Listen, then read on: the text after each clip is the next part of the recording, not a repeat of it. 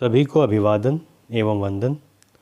बच्चों, आज हम प्रेमचंद की कहानी नादान दोस्त पढ़ेंगे।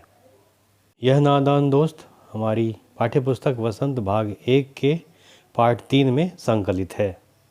नादान दोस्त प्रेमचंद की एक बाल कहानी है जिसमें उन्होंने कथा के मुख्य पात्र केशव और उसकी बहन श्यामा की नादानी का वर्णन किया है। केशव के घर के कार्निस पर एक चिड़िया ने अंडे दिए थे। केशव और उसकी बहन बार बार चिड़िया को कार्निस के ऊपर आते जाते देखते। बच्चे अपने दूध जलेबी को भूलकर चिड़िया की आवाजाही को देखने लगे। उनके मन में तरह तरह के सवाल उठते कि अंडे कितने बड़े होंगे, कितने होंगे, क्या खाते होंगे, बच्चों का घोंसला कैसा होगा। इन बातों का जवाब देने वाला कोई नहीं था। वे आपस में ही बात करके दिल को तसल्ली दिया करते थे। इस तरह 3-4 दिन गुजर गए। वे अंडों को देखने के लिए अधीर हो उठे। उन्होंने अनुमान लगाया कि बच्चे बाहर निकल आए होंगे। अब बच्चों के चारे का सवाल उनके सामने खड़ा हो गया। चिड़िया बेचारी इतना दाना कहाँ से पाएगी कि सभी बच्चों का पेट भर सके। अतः दोनों भाई बहनों ने चिड़िया की सहायता करने की सोची।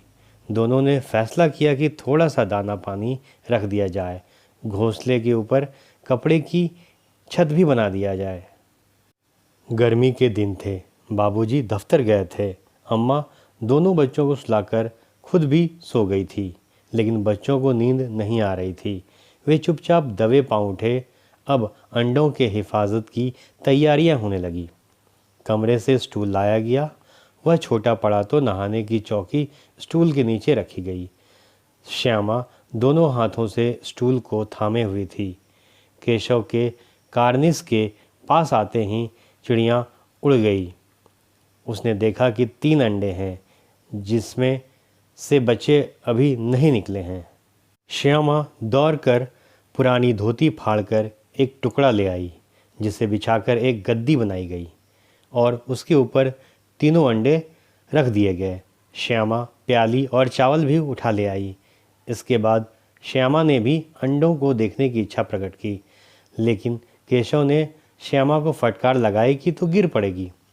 जब बच्चे बड़े हो जाएंगे तो हम उन्हें खिलाएंगे। अतः दोनों ने स्टूल और सारे सामानों को हटा दिया। इतने में कोठरी का दरवाज़ा खुलता है। माँ ने धूप से आँख को बचाते हुए दोनों को डांट फटकार कर कमरे में सुलाने के लिए ले गई और बच्चों को भी नींद आ गई। 4 बजे अचानक श्यामा की नींद खुली। वह दौड़ती हुई कार्निस के पास पहुंची। वहां पर सारे अंडे जमीन पर पड़े हुए थे। केशव वह दौड़कर केशव को बुलाती है। केशव पानी की प्याली और अंडों को फूटा हुआ देखकर हतप्रभ था। तभी अम्मा वहां आती है। श्यामा अंडों वाली बात अम्मा से कहती है। अम्मा उन दोनों को डांटते हुए कहती है कि तुम लोग इतना भी नहीं जानते कि अंडों को छूने से वे गंदे हो जाते हैं, फिर चिड़िया उन्हें नहीं सेती। केशव को कई दिनों तक अपनी गलती का एहसास रहा। वह अंडों की हिफाजत करने में उनका सर्वनाश कर डाला। वह उन्हें याद करके कभी कभी रो पड़ता। दोनों चिड़िया वहाँ फिर कभी दिखाई नहीं पड़ी।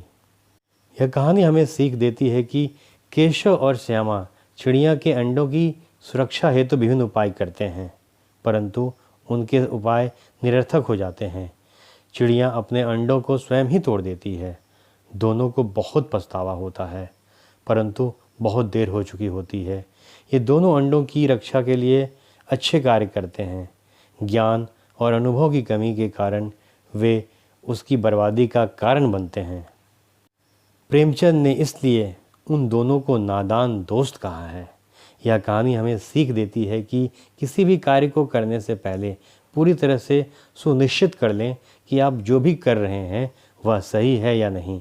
केशव और श्यामा ने चिड़िया के बच्चों के लिए जो कुछ भी किया, यदि वे अपने माता पिता से एक बार पूछ लेते तो शायद उन बच्चों को अपने सामने देख पाते।